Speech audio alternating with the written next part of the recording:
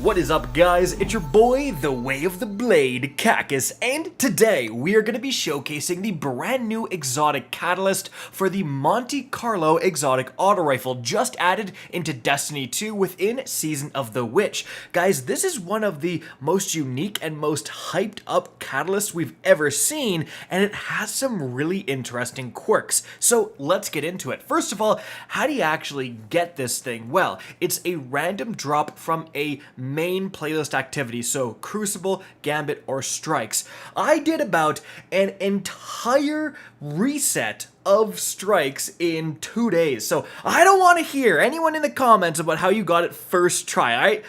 Don't tell me about how you got it very first Crucible game, okay? I don't want to hear it. Anyways, once you do eventually get this thing to drop, you're not quite done. You're then going to have to get a ton of kills with the Monte Carlo in order to kind of level it up and actually equip it. So obviously went to Shirochi. That's probably your best bet in terms of getting a ton of kills in a shorter period of time, or you can just kind of use the Monte Carlo as normal and eventually you will get it. But once you do eventually get enough kills, you can equip it. So what the heck does this thing actually do?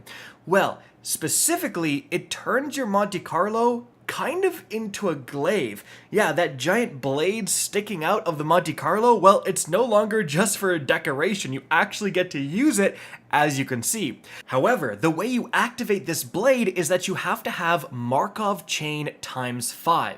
So to quickly go over the Monte Carlo's perks, intrinsically you have Monte Carlo method, where dealing damage with this weapon reduces your melee cooldown and has the chance to fully recharge your melee with each kill. And then the other trait is actually Markov chain, which says this weapon gains increased damage from melee kills and kills with the weapon. Melee kills will grant ammo. So essentially, Markov chain will actually behave like Swashbuckler, where if you get a gun kill with the Monte Carlo, you get ×1, and then another kill ×2, all the way up to ×5. However, if you get a melee kill, it will instantly jump to ×5. So either method you choose, once you see ×5 on your screen, and it's only going to last a few seconds, so you better be quick, you then hold reload, and that is what is going to activate this blade. But at this point, here's where things get absolutely insane. So, to utilize the blade, you press the melee button because this blade will override whatever your equipped melee is.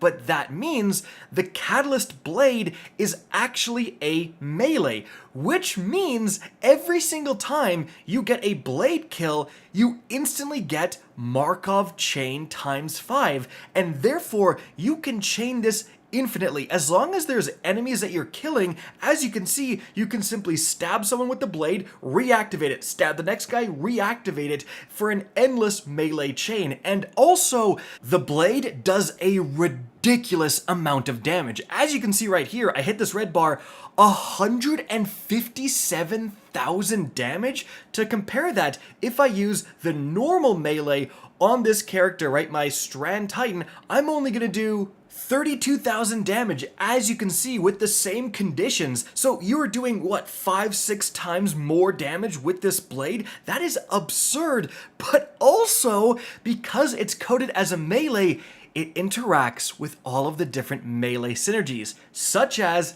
you can see, Banner of War, the brand new aspect for the Strand Titan. It will count as a melee, which will activate Banner of War, but also that means it will get the melee damage boost that Banner of War provides.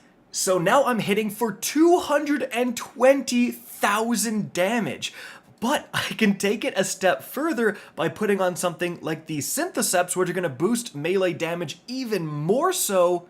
And so with both of these things combined, I'm now hitting for 662,000 damage with a primary weapon. What the heck? Now, it should be noted that this is against red bars, so the scaling is a bit crazy. As you can see against the final boss at the end of this Lost Sector, it does still chunk him, but not nearly for as much. However, on this other Lost Sector boss, you can see I almost kill him with a single Monte Carlo bayonet, and again, for a primary weapon, that is super impressive. However, against these bigger bosses, the problem is that you need kills to be able to refresh the blade, the bayonet, right? So as soon as you hit a guy and they don't die, your Markov chain is gone and you have to kind of start from scratch. However, it's really not that hard to do because you can just get a kill with your normal melee, which gives you Markov chain ×5, and boom, the blade is back and ready to go. And that right there is the other aspect of this catalyst, because you're not just using this blade to gain massive amounts of damage. Again, this scales way higher than your normal melees, but you're also using it to get your normal melees back, because every single time you get a kill with the Monte Carlo bayonet, you're actually going to get a chunk of melee energy back. As you can see, like, I'm pretty close to being empty with my melee. I get that kill and it gives me around half of my melee back. So these two things fuel each other. You have this bayonet as this extra melee, kind of if you ever run out of your normal melee or you're facing bigger yellow bars and you need a bigger chunk of damage. But another really important quirk about the bayonet is that it's permanent. Once you activate it, there is no timer. You can do stuff like pick up tangles and throw it, you'll still have it. You can switch weapons entirely, and then when you switch back to the Monte Carlo, you'll still have the bayonet ready to go, right? So what you can actually do is activate it early in a chain and then just use, a shotgun that has trench barrel or whatever, another payoff weapon. Once you run out of ammo with that, or once you run out of melees, you switch back to the Monte Carlo and it's bladed up, ready to go. So this whole process is actually insane, because think about when you were using the Monte Carlo. It was whenever you had a melee-focused build, and you were often using it as a kind of insurance policy, right? You're running, Bonk Hammer Titan, and you thought, well, what if my hammer goes off a cliff, or I miss and I can't get it, then I have no melee and my entire build doesn't function. Well, I'm gonna use the Monte Carlo so I can get a couple kills and hopefully instantly get my melee back and start chaining over again. But now, with this catalyst, I mean, it's so insane. Earlier in the chain, while you still have your melee, right, you're activating Markov ×5, you're activating the bayonet, and you're saving it for later. You don't have to use it right away. You're switching to your 1-2 punch shotgun or whatever, and you're getting a bunch of melee kills. Suddenly something goes wrong. You're against a bigger enemy. You're out of melee. You threw your hammer off a cliff. You know what I mean?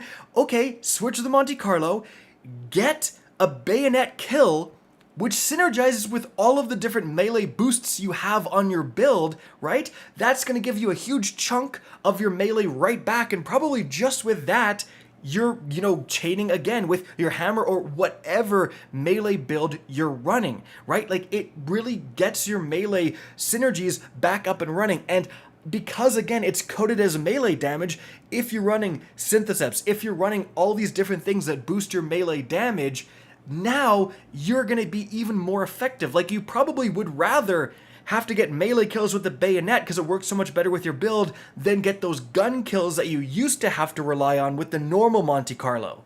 So, at the end of the day, like, the Monte Carlo was already one of the best enablers for a melee-focused build in the entire game. And this catalyst just makes it even better at that. And honestly, also because of the crazy damage scaling, makes it a bit of a payoff in a melee build as well, not just an enabler. So absolutely, guys, if you get this catalyst, 100% worth leveling up, and especially try it with the Banner of War Strand Titan. I got a build coming on that. It is so absurd how powerful that is. Guys, I hope you enjoyed the video, found this informative, and if you did, please remember to help me out by simply rating and especially sharing this video. If you guys want to see more Destiny 2 content similar to this, don't be afraid to slap that subscribe button. If you want to get in touch with me and keep up to date with the latest channel activity, the best way is to follow me on Twitter at RickCacus. That is linked in the description down below. Again, hope you enjoyed the video, and as always, have a good day.